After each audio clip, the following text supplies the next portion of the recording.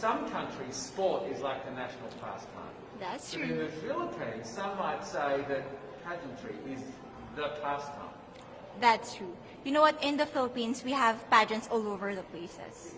Yes, we have pageants in the barangay, in school, national, local. That's why we really love Miss Universe. It's like it's giving pride and putting the Philippines back on the pedestal. That's why there's an added pressure as a candidate coming from a pageant-loving country. But it's a good pressure. I always look up to our former Miss Universe Philippines. They really did well in the competition. And now this is my time to show who I am, to offer what Rabiya can show to the rest of the universe. So I'm very happy, and at the same time, I'm excited to make all my kababayans proud, and hopefully I do. Why do you think it is that the Philippines love pageants? They have appreciation for beauty. We do love pageant because we used to think that we wanted to be included in the world. I have to be honest, in the Philippines, my skin color used to be not the standard of beauty. I was obsessed whitening my skin because these are the kinds of beauty queen we see on the mainstream. But things were different now. That's why I'm very proud to be a morena. In the Philippines, we call it morena. It's brown skin girl. And to be able to represent, my color, my identity as a true Filipina. Tell me about your journey to being crowned Miss Philippines. In a world that, in a country I should say, that loves pageants. That must have been a very intense process. Tell me about, your journey to being Miss Philippines. Well, my journey was crazy. You know what? I started to be a dark horse. Nobody noticed me. Nobody knows I was in the competition up until the preliminary and the coronation night. And when I won, I received different comments. Of course, there were people who didn't expect me to do well, who think that I cheated. That's why I need to redeem myself in Miss Universe. I really need to do well in this competition. And the thing is, I love pressure. I love criticism. I get better every day with that. You tell me I cannot do that, I turn to you and I'm going to say that, no, I can do it for myself. Good for you. So how does it feel then to be on the global stage? How do you feel to be here in this moment, right now?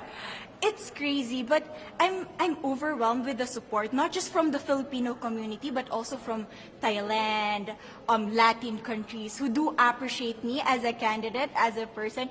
It motivates me that I am beautiful, I can offer so much in this world, and when somebody believes in you, it gives you that extra energy to really do well and perform well. Do you have a sense with the girls, all of the girls competing, you're competing, but is there a sense of camaraderie with all of the girls? Is there a real spirit to, sort of motivate each other to do better?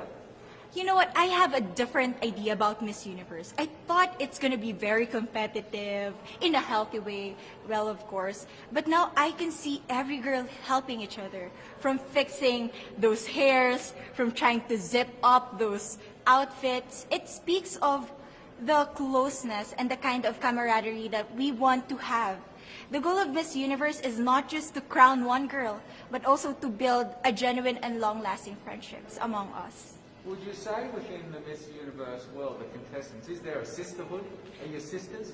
There is sisterhood. I can say I was able to talk to different representatives from different backgrounds, different cultures. And despite our differences, there's so much to be highlighted in what binds us together. And that is because we want to empower women. We want to have our advocacies. We want to speak for the things that we love. And that's a celebration of women and the beauty that we have. So coming out of this week, obviously you would love to be crowned Miss Universe. Of course. And that would be wonderful, of course, for any of you. But what else will you take out of this week? What do you think you'll feel at the end of this week, regardless of the result? How will you be a different person? It's the growth and the development that I was able to have during preparing for this dream. I will be honest, there was a moment that I lost my identity. because I was put under pressure. I was in that position in which I feel like I'm not good enough. I'm not a good representative of my country, but I was able to bounce back stronger. And if I was able to do that for Miss Universe, I will be able to do that in life. That is my greatest takeaway from Miss Universe. Okay, so Philippines have a huge amount of fans. Yes. I want you to give us a little bit of a message to the fans here and at home. But send a message. What would you say to all the fans in the Philippines? To all my fans from the Philippines and from all over the world, maraming salamat po. Thank you so much for loving me and for believing in me. It means a lot to somebody who is so naive in this industry, who has no idea how to become a beauty queen on the first day of my journey. But because of your love and support, I was able to be the woman that I am today. And regardless of the result, I may or I may not win the crown, but one thing is for sure, I'm gonna make you all proud.